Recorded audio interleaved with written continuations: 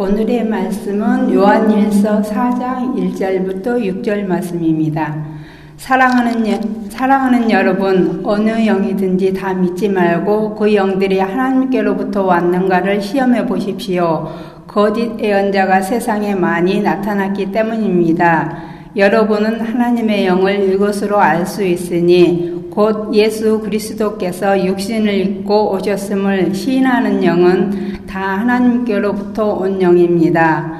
그러나 예수를 시인하지 않는 영은 다 하나님께로부터 오지 않는 영입니다. 그것은 적 그리스도의 영입니다. 여러분은 그 영이 올 것이라는 말을 들었습니다. 그런데 그 영이 세상에 벌써 왔습니다. 자녀 여러분, 여러분은 하나님에게서 낳고 그들을 이겼습니다. 여러분 안에 계신 분이 세상에 있는 자보다 크시기 때문입니다.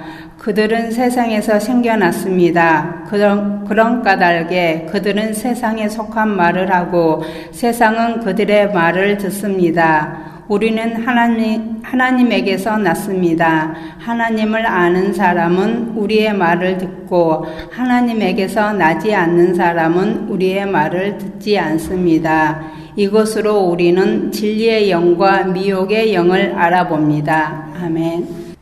올해 1월 8일에 대한민국에서 최초로 코로나 바이러스 감염 환자가 생겼습니다. 그 이후 어제까지 3,700명이 넘는 확진 환자가 확인됐고 그 중에서 18명이 사망했다고 합니다. 어제 제가 이 설교문을 쓸 때까지만 해도 17명이 사망했다고 했는데 아마 밤새 또 한 분이 돌아가신 모양입니다. 그래서 오늘 아침 보니까 18명이라고 돼 있더라고요. 많은 사람들이 되도록 외출을 삼가고 있고 또 모임과 집회를 취소하거나 연기했습니다. 종교기관들도 이에 발맞춰서 정기 집회를 취소하거나 또 온라인으로 전환했습니다. 가톨릭교회는 지난주부터 미사를 취소했습니다. 한국 가톨릭교회 236년 역사상 처음 있는 일이라고 합니다. 주일 미사를 이렇게 전국적으로 취소한 게 처음이라고 합니다. 불교 역시 대부분의 사찰이 예불 등의 집회를 취소했습니다. 아시다시피 문제는 개신교입니다. 한국 개신교는 정말 헤아릴 수 없는 많은 교단들이 있습니다. 셀 수도 없습니다. 아마 하루 단위로 숫자가 바뀔 겁니다. 하루 단위로 생겼다가 없어지는 교단이 있는 그런 형편이 한국 개신교입니다. 또 한국 개신교는 개교회주의 전통이 강합니다. 그러니까 어떤 교단에서 입장을 정하고 교단에서 뭐 이렇게 하자 그래도 개교회가 안 들으면 그만입니다. 그 개교회가 교단의 입장에 따라야 할 의무를 느끼지 않습니다. 교단의 지시나 감독이 별 영향력을 갖지 못한다는 얘기입니다. 그래서 몇몇 교단들이 주일 예배를 할 것인지 말 것인지에 대해서 입장을 밝혔습니다. 잘 읽어보면 다 권고입니다. 이렇게 저렇게 해라가 아니라 이렇게 저렇게 할 것을 권고한다고 되어 있습니다. 어떤 강제력도 갖고 있지 않습니다. 또 게다가 그나마 입장을 밝힌 교단은 얼마 되지 않습니다. 근데 언론이 주목하는 것은 몇몇 정말 초대형 교회들, 수만 명의 혹은 수십만 명의 신도를 가지고 있는 몇몇 초대형 교회가 어떤 태도를 취하느냐에 언론이 관심을 가지고 추적했죠. 많은 초대형 교회들이 예배를 취소했습니다. 온라인으로 대체했습니다. 그런데 제가 주목하는 것은 이들 교회들 중에서 몇몇 교회들은 처음에는 강행하겠다고, 예배를 하겠다고 했습니다. 그러다가 나중에 뭐 외부의 압력이 들어왔는지 아니면 자기들의 입장을 바꿨는지 모르지만 예배를 취소했습니다. 취소하고 온라인으로 전환했죠. 사실 보도되지 않은 많은 교회들이 주일 예배를 다 취소했습니다. 어저께 그랬고 오늘 여기 시간으로는 주일이지만 그쪽 날짜로는 어저께 주일 예배를 취소했고 또 또 그 전주일부터 취소한 교회들도 많이 있습니다. 제가 알고 있는 교회들은 대부분 그렇게 했습니다. 그런데 사실 제가 알고 있는 교회들이 주류가 아니잖아요. 소수 교파의 소수의 교회들입니다. 그 교회들은, 제가 아는 교회들은 다 취소했어요. 그런데 그런 교회가 그렇게 많지는 않은 것 같습니다. 이런 와중에 또 온갖 거짓말과 거짓 뉴스가 판을 쳤습니다. 코로나 바이러스는 실외에서는 옮지 않는다, 이렇게 주장하는 사람들이 있습니다. 야외에서 집회하는 것은 문제없다. 이런 주장은 사실 무지에서 비롯된 주장이고, 이런 주장을 볼 때 제 경우는 그렇습니다. 화가 난다기보다는 그냥 실소를 금할 수 없는 거예요. 야, 어떻게 이렇게 무식할 수가 있나 하는 생각이 들지, 뭐 화가 나진 않아요. 그런 말을 보면서, 그런 말하는 것을 듣고 화가 난다기보다는 실소가 나올 뿐이지만, 예배하는 사람들은 하나님이 지켜주실 것이므로 주일 예배는 절대로 취소할 수 없다고 주장하는 사람들에 대해서는 화가 납니다. 이런 주장은 비기독교인들은 물론이고 기독교인들에게까지도 비난을 받았습니다. 하나님이 지켜주실 것이다. 그러니 걱정하지 말아라. 주일 예배 나와라. 도대체 왜 화가 나냐면, 자기가 이미 하나님이 된 거예요.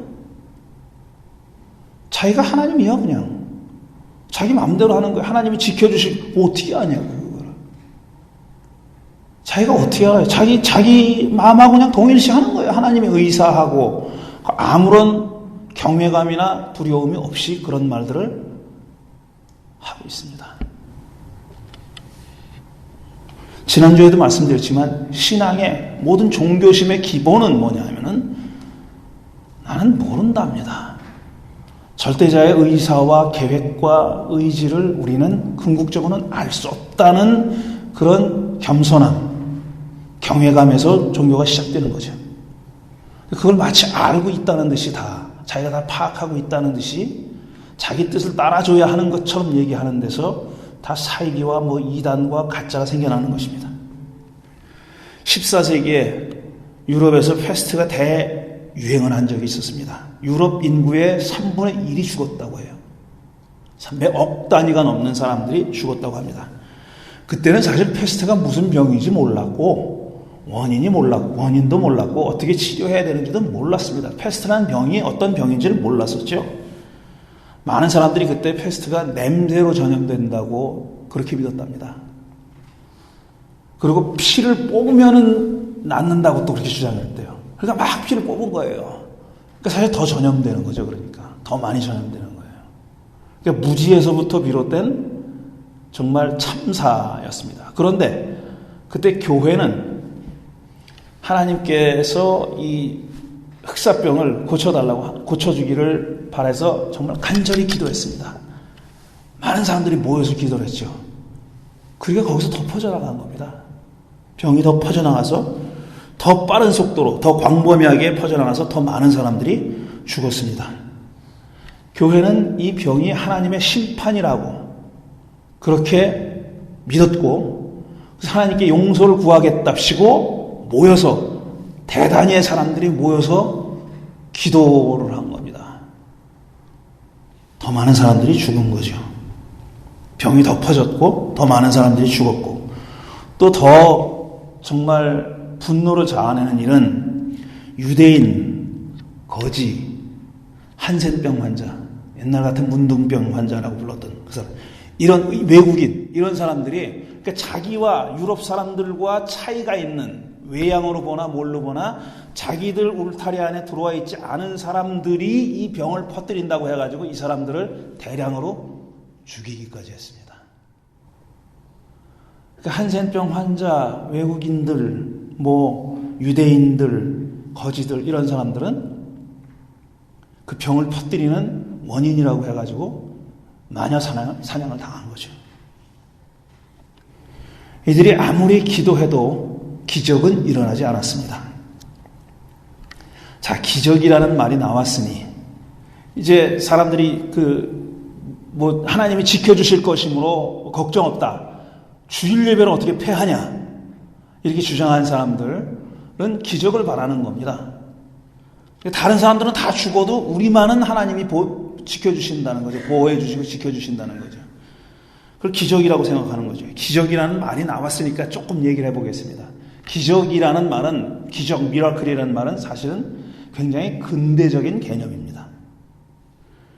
고대인들에게, 성경시대 사람들을 포함해가지고 고대인들에게는 기적이라는 개념이 없어요.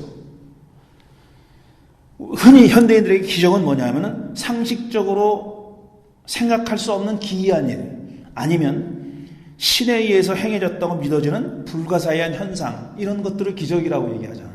그러니까 초자연적인, 한마디로 얘기하면 초자연적인 어떤 현상을 기적이라고 얘기하는 거죠.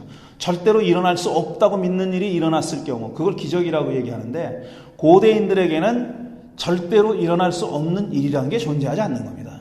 왜냐하면 하나님은 전지전능하고, 신은 전지전능하고 무슨 일이든지 할 수 있기 때문에 세상에 일어날 수 없는 일이라는 건 없는 거예요. 그러니까 현대인들이 생각하는 기적이라는 게 고대인들에게는 그런 개념이 없었다니까요. 그렇지만 우리가 기적이라고 번역하는 말이 성경에도 나오죠. 그거는 히라보로 세메이온이라는 말입니다. 그 말은 뭐냐면 사실 표징이라는 말로, 사인이라는 말로 번역하는 것이 더 옳아요. 미라클이라고 번역하는 게 아니라 사인이라고 번역해야 되고, 비유하자면 달을 가리키는 손가락이 바로 세메이온입니다. 뭔가 하나님이 이루고자 하는 하나님의 계획이나 하나님의 생각을 보여주는 어떤 지표, 어떤 상징적인 현상이나 행위, 이거예요. 그러니까 그게 초자연적인 엄청난 일일 수도 있지만 아주 사소한 일일 수도 있는 거예요.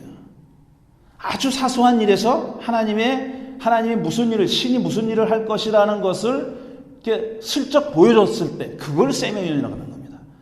그걸 표징이라고 하는 거고요. 고대인들에게는 그런 표징은 있을지언정 절대로 일어날 수 없는 일, 불가능한 일, 이런 건 없었어요. 그러니까 자기들 눈에 기이한 일은 있어도 불가능한 일은 없었습니다. 기적은 아주 절대적으로 근대적인 개념이에요. 왜냐하면 근대에 들어와서 과학이 발달하고, 그 다음에 이성이 발달하고, 계몽주의 시대를 거치면서 우리는 자연 현상의 원인을 알게 됐어요. 이런 일이 왜 일어나는지, 예를 들어서 쓰나미가 왜 일어나는지, 화산이 왜 일어나는지, 화산 폭발이 왜 일어나는지, 이런 것들을 다 알게 됐습니다. 점점 원인을 알게 됐어요. 물론 그거를 다 우리가 통제는 못합니다. 통제하지는 못하지만, 또 예방하지 못하는 일들도 있지만, 어떤 것들은 예방할 수 있는 것들도 있는 거죠. 그러니까 자연이 어떻게 돌아가는지, 어떻게 운행되는지 하는 것을 알게 됐고, 그 다음에 그것을 어떤 것들은 법칙이라는 이름으로 우리가 규정할 수 있게 됐어요. 예상할 수가 있게 된 겁니다. 예측할 수가 있게 된 거예요. 예를 들어서 이렇게 탄소가스를 많이 배출하면 극지방에 얼음이 녹는다. 이건 과학적인 진실 아니에요.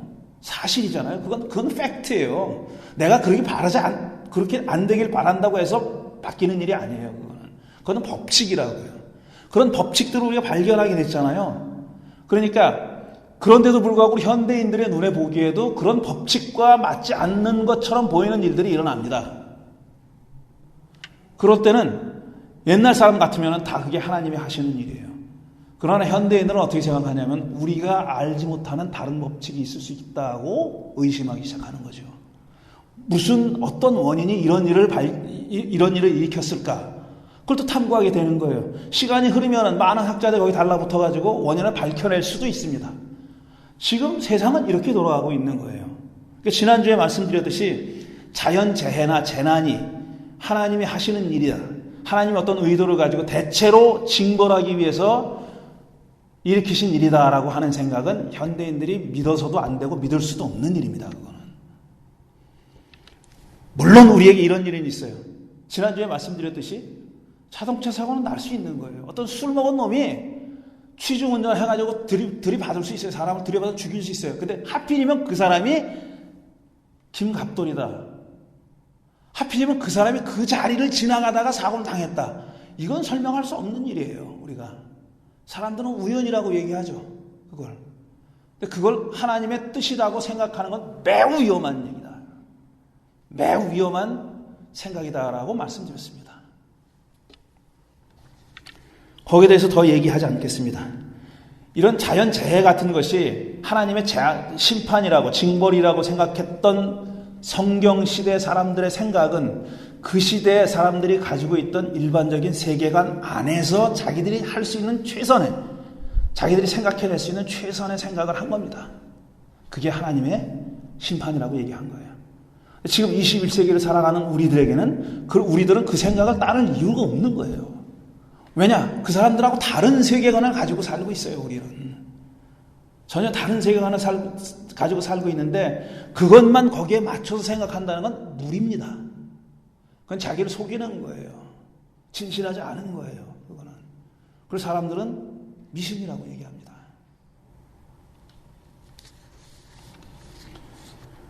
성경시대 신약과 구약을 포함해가지고 성경시대 사람들이 이런 세계관에 살고 있지만 제가 지난주에 말씀드렸던 것은 그런 세계관에 작은 균열을 일으키는 사건들이, 이야기들이 성경 안에도 있다고 말씀드렸어요. 말하자면 사필귀정이라고 하는 가치관, 세계관에 약간의 균열을 가하는 그런 생각들이 구약에도 있고 신약에도 있다고 말씀드리면서 제가 욥기 얘기를 했습니다. 욥은 그럴 만한 그런 고난을 겪을 만한 그만한 고난을 겪을 잘못을 저지른 사람이 아닙니다. 그건 하나님도 알고 사탄도 알고 자기도 아는 일이에요. 그걸 모르는 사람들은 누구냐? 욥을 위로하겠답시고 온 세 친구들은 그걸 몰랐어요. 하늘 위에서 일어나는 일을 모르고 있는 겁니다. 욥은 그 고난을 당하면서 하나님께 항의를 한 거죠.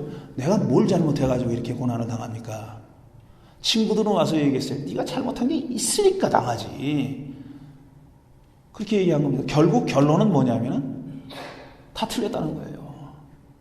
내가 아무 잘못도 없는데 왜 이런 고난을 당하냐는 욥도 틀렸고, 네가 분명히 무슨 잘못을 했기 때문에 고난을 당할 거라고 주장했던 세 친구의 주장도 틀렸고, 다 틀렸다는 겁니다.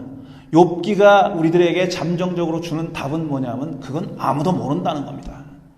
천상에서 일어난 일은 아무도 모른다는 것이 욥기의 메시지예요. 그러니까 착한 사람이 고난 당할 수 있다는 게 아니라, 그런 답을 주려는 게 아니라 우리가 모르는 것이 있다는 것을 인정하자. 우리가 알지 못하는 일이 있다. 하나님의 뜻이라는 게, 하나님의 의도라는 게, 계획이라는 것을 우리가 다 알 수 없다라는 그 진실을 받아들이자는 게 욥기의 얘기였고, 망대가 무너져서 죽은 사람, 그 다음에 빌라도에 의해서 살해당한 사람들, 그들이 특별히 죄가 있어서 그렇게 죽은 게 아니다라고 예수님이 말씀하셨어요. 누가복음 13장에서. 굉장히 중요한 말씀이에요. 그 당시 유대인들의, 하나님의 백성들의 가치관과 사고, 세계관을 완전히 뒤집어 엎는 얘기입니다. 모든 불행의 원인이 있다고 믿고 원인을 찾아갔던 사람들인데 예수님은 그 원인, 니들이 생각하는 그 원인이 틀렸다라고 얘기하시는 거예요. 그들이 특별히 죄가 있어서 그렇게 당한 게 아니다. 나면서부터 소경으로 태어난 사람이 자기 죄도 아니고 부모 죄도 아니고 그건 하나님이 이루실 놀라운 일을 보여주기 위해서 그렇게 된 거다. 이렇게 말씀하신 거예요. 원인이 아니라 앞으로 일어날 일에 집중하자. 그렇게 말씀하신 거죠.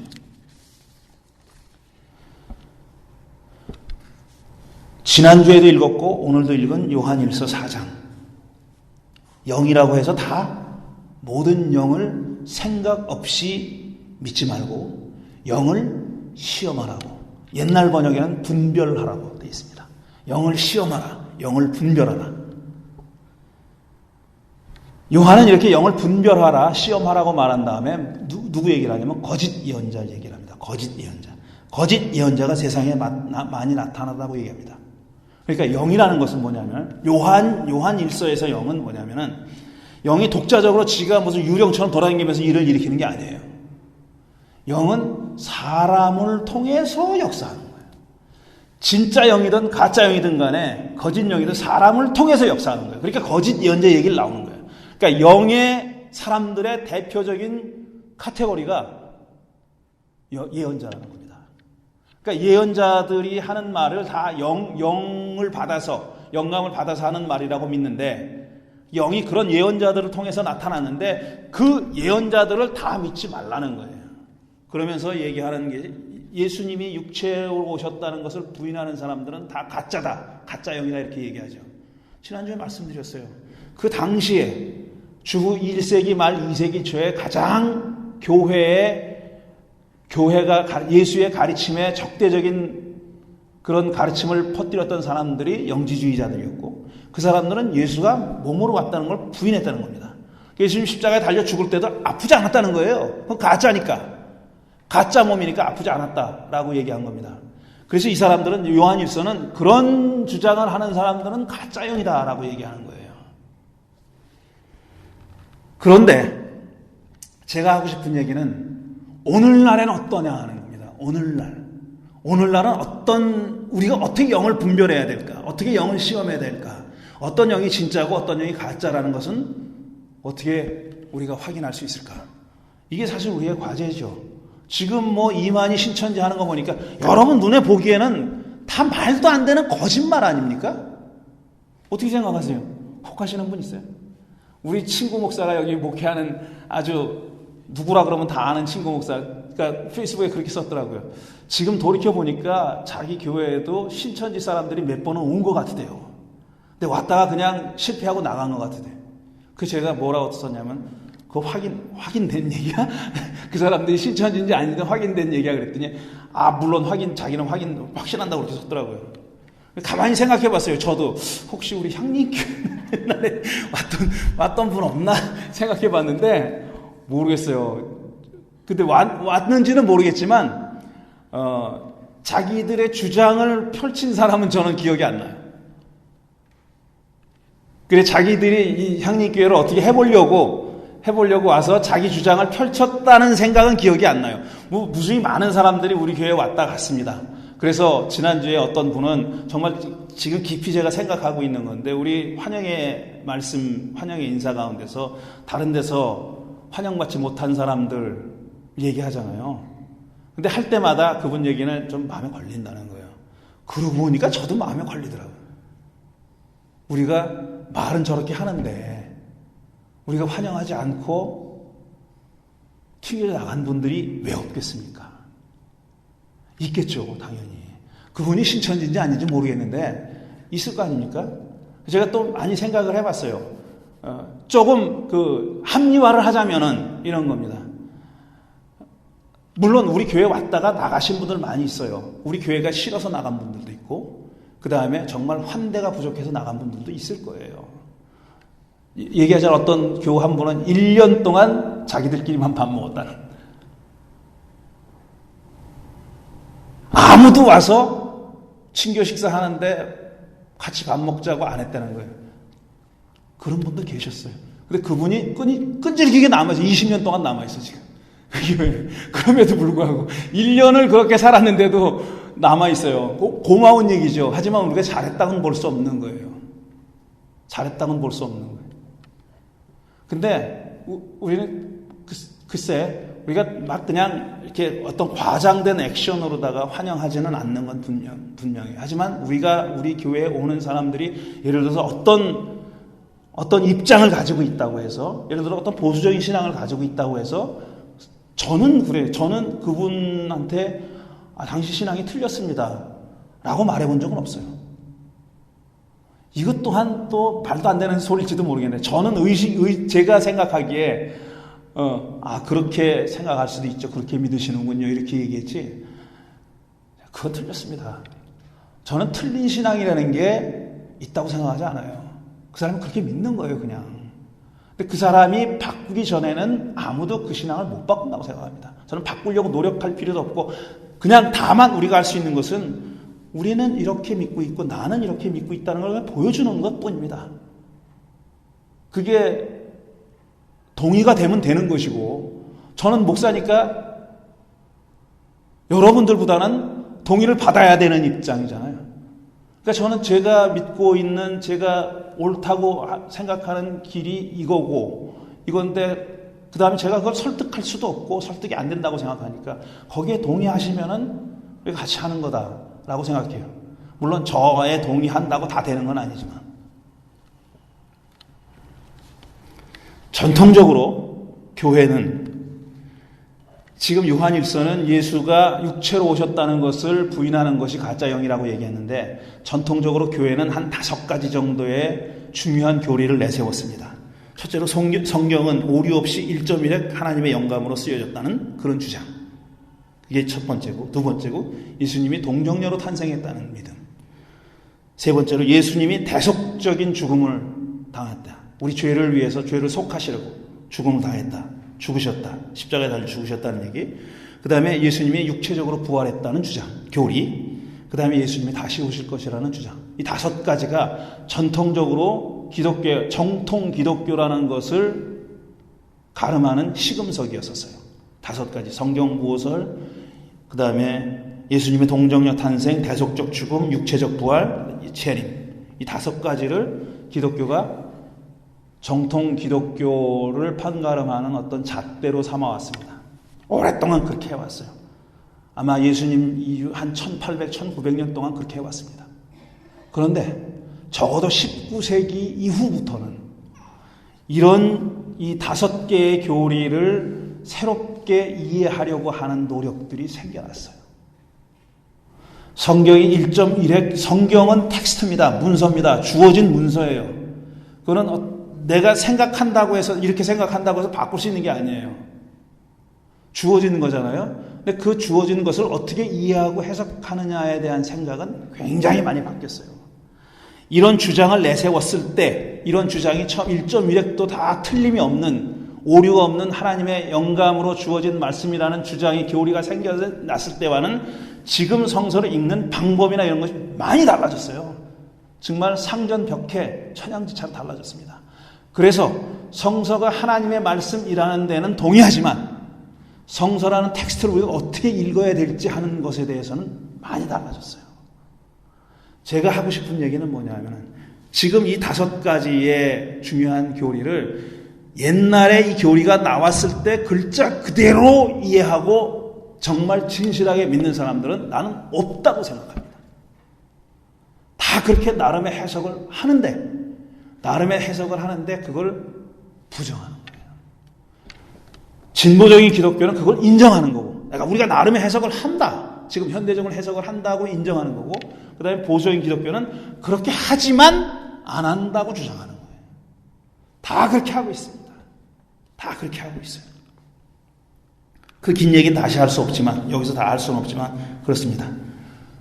신앙의 자유는 절대적으로 보장돼야 됩니다. 이건 누가 뭘 믿는지 하는 것은 그 사람에게 달려있는 거예요. 누가 정말 말도 안 되는 것 같은 터무니없는 신앙을 가지고 있다 하더라도 그건 그 사람의 신앙이고 그 사람들의 신앙이에요. 그 사람들이 그렇게 믿는 것은, 예를 들어 이만희가 재림예수라고 믿는 거, 그렇게 믿어지는 사람은 그렇게 믿어야 되는 거예요. 어쩔 수 없어요. 그렇게 믿는 거지. 그걸 바꿀 수가 없어요. 자기가 깨닫지 않은 다음에는 바꿀 수가 없는 거예요. 여러분처럼 지금 향림교회, 다른 사람들은 다른 세상에 어떤 사람들이 향림교회 교인들은 뭐라고 얘기하든지 간에 여러분은 향림교회가 좋은 거잖아요. 우리 교회가 추구하는 바에 긍정하고 동의하고 같이 하고 싶으신 거잖아요. 그건 여러분이 생각이 바뀌지 않는 이상 아무도 여러분을 끌어낼 수가 없는 겁니다. 심지어는 저도 여러분의 신앙에 대해서 뭐라고 이게 맞다 틀리다 이렇게 믿어야 된다라고 말할 수 없는 거예요. 신앙의 자유는 절대적인 겁니다. 그런데 그 자유가 남에게 피해를 주면 안 되는 거죠. 자기가 그렇게 자기 동아리 안에서 어떻게 믿는 거 가지고는 뭐라고 못해요. 그 사람이 무슨 어떤 사기꾼 같은 사람을 재림 예수라고 믿든지 간에 그 사람이 하자는 거를 위해 가지고 전 재산을 다 바치든 간에 우리 말 못합니다. 그거에 대해서 말 못해요. 그런데 그 사람들이 자기들이 믿는 신앙이 다른 사람에게 해를 준다는 것을 알면서도 그치지 않을 때는 제재가 필요한 거죠. 그건 신앙의 자유의 문제가 아니라 시민적 자유의 문제입니다. 시민적 책임감의 문제죠. 책임의 문제죠. 그게 문제인 거예요, 지금. 그게 문제인 거예요. 그리고 참 안타깝게도 지금 이 사건을 일으키고 있는 신천지라는 데는 처음부터, 태생부터 어떤 자기들의 신앙의 자유를 부과하고 그걸 실현한다는 목적보다는 다른 어떤 종교단체에 들어가가지고 그걸 와해시키는 목적으로 태어났어요. 그 짓을 오랫동안 해왔어요. 저는 거기에 넘어간 사람들도 책임은 있다고 생각해요. 거기에 넘어간 사람들. 그러니까 그런 소위 말해서 이단, 거짓 종교들의 온상은 잘못된 신앙적인 행태입니다. 잘못된 신앙 공동체가 없으면 그런 데가 나올 리가 없어요. 가만히 따져보십시오. 그 사람들이하고 믿는 거랑 보수 기독교가 믿는 거랑 정말 속된 말로 한 끗 차이입니다. 한 끗 차이. 다 똑같아요. 다 똑같은데 단지 지가 구세주라고 주장하는 거예요. 자기가 5천 몇백 살이라 그랬다며 또 이 사람 얘기인지 누군지 몰라도 어떤 교수는 지가 5천 몇백 살이라 그랬대요. 그리고 자기 영생 불사한다고. 그러면서 지금 이만희 씨가 안 나타나는 것도 이게 코로나 바이러스가 걸렸는데 그러면 지금 큰일 나니까 교주가 그렇게 병 걸려가지고 죽게 생겼다 그러면 병 걸렸다는 것 자체만 알려줘도 그 안에 문제가 되는 거 아니에요. 뭐 다 진짜인지 사실인지 모르는 얘기지만. 오늘 또 길어지는데 정리하겠습니다. 이번 이런 사태를 겪으면서 두 가지가 제 눈에 띄었습니다. 첫째로 우리가 아직까지 많은 기독교가 개신교가 아직까지 정말 이렇다라고 주장해 왔던 것이 사실이 아닌 게 진실이 아닌 게 밝혀졌어요. 뭐라고 얘기하냐 우리들은 안식일이 사람을 위해서 있는 것이 아니라 사람이 안식일을 위해서 있는 것이 아니라 안식일이 사람을 위해서 있는 것이다 라고 예수님이 말씀하셨어요. 우리 그 말씀을 믿어요. 그러면서 사람이 안식일을 위해 있는 것처럼 그렇게 주장하고 살아온 유대교를 비판했습니다. 안식일에 예수님이 병자 고쳐준 것 가지고 우리는 찬송했잖아요.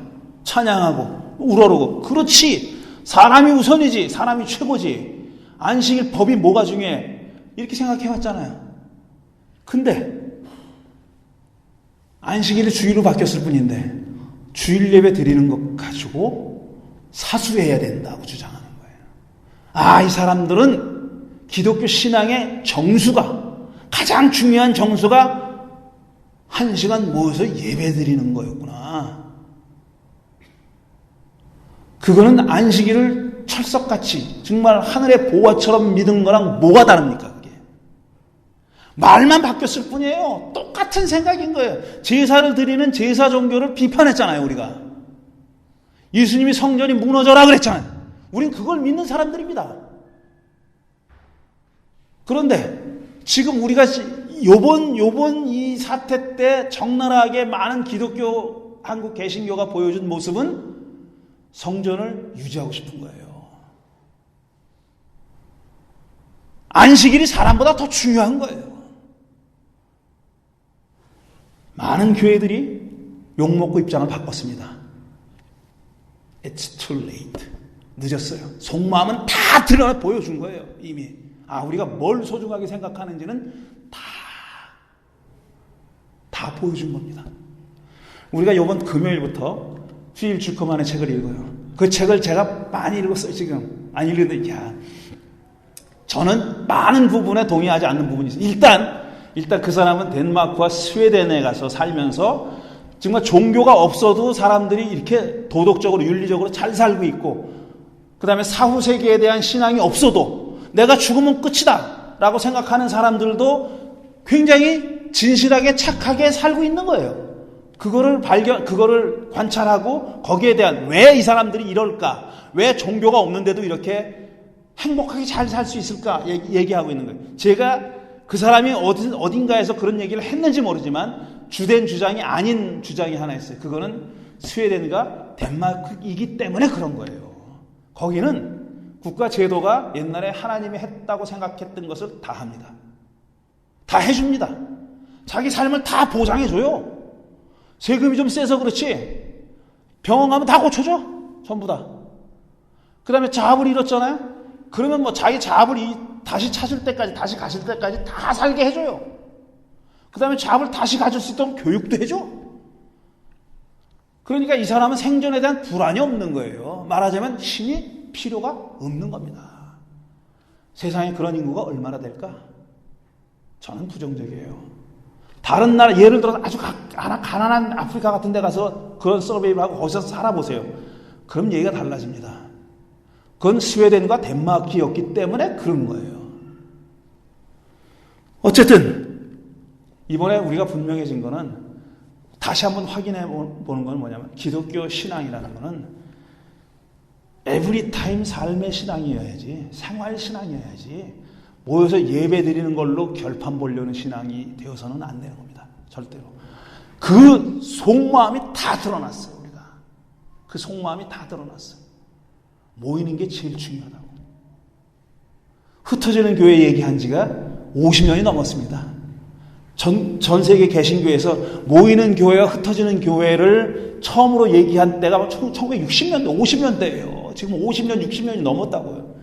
교회는 모이는 데 본질이 있는 게 아니라 흩어지는 데 본질이 있는 겁니다. 우리가 1시간 예배 드리고 나서 힘을 받아서 세상에 나가서 복음적 가치를 실천하고 사는 게 중요한 거예요.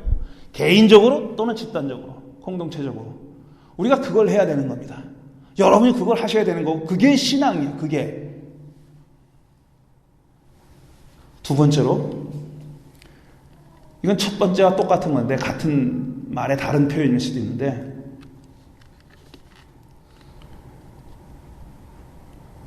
우리가 우상 숭배하고 있다는 것이 밝혀졌습니다. 우리가 지금 많은 개신교가 믿는 것이 신이 아니에요. 돈입니다. 돈신. 암만 부정해도 부정할 수 없는 거예요. 왜 그 사람들이 주일 예배를 꼭 모여야 된다고 얘기하느냐?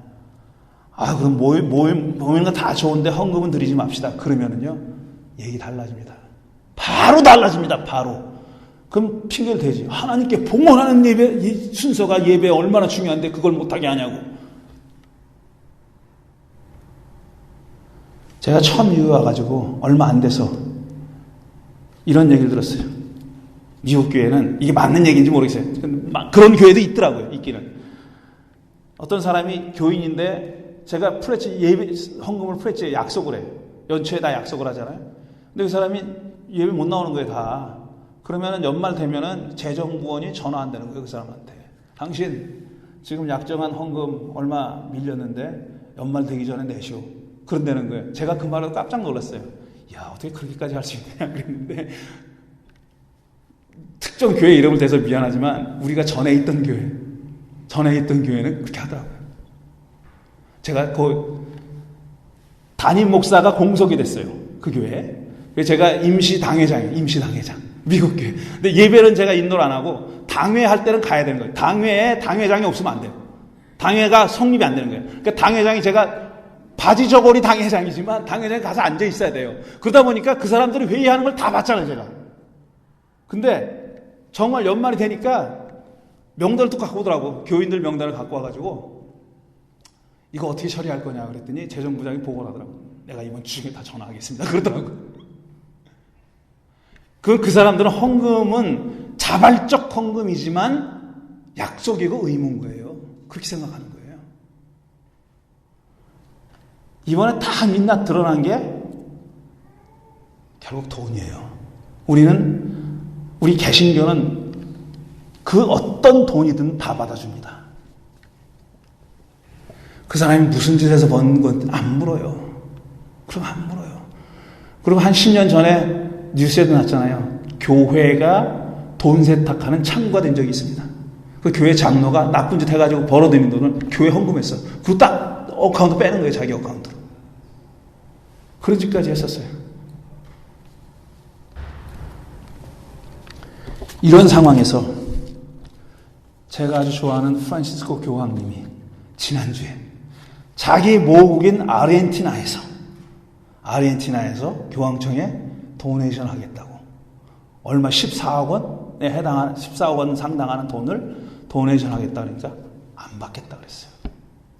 왜냐하면 그 돈이 어디서 온 돈인 줄 알고 어떤 부정한 돈인 줄 알고 그 돈의 목적이 뭔지를 알기 때문에 안 받겠다 그랬어요.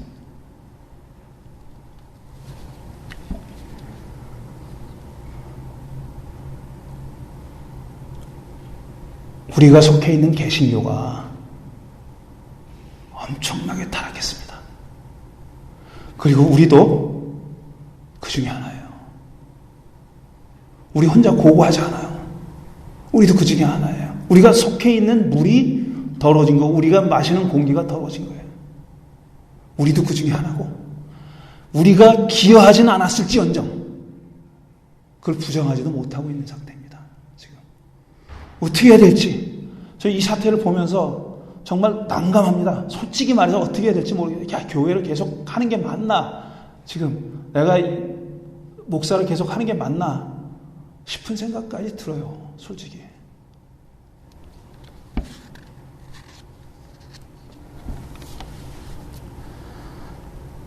오늘은 좀 냉정하게 얘기를 하려고 했는데 그렇게 되지 못했습니다. 여러분, 그러니까 우리 한 사람 한 사람이 먼저 정신을 차리고 깊이 생각하고 진지하게 기도하고 바른 길로 살려고 하는 의지가 필요합니다. 그리고 그 일을 서로 돕고 도움을 받을 수 있는 공동체가 필요합니다. 그게 우리여야 됩니다. 여러분 딴 데서 찾을 수 있으면 찾으세요. 근데 만약에 우리 향리교회가 그런 공동체가 될 가능성이 조금이라도 있으면 잘 해보자고 말씀드리고 싶어요. 우리에게 얼마나 시간이 있는지 모르겠습니다. 그리고 이 향리교회가 앞으로 어떤 발걸음을 걸어 나갈지 깊이 생각해야 될 때고, 많이 기도해야 될 때고, 많이 토론하고 길을 찾아야 될 때라고 생각하고, 이번 기회가 좀 그런 시간이 됐으면, 마침 또 사순절이니까 그런 성찰의 시간이 됐으면 하는 그런 간절한 희망과 바람이 있습니다. 말씀을 생각하면서 잠시 묵상하겠습니다.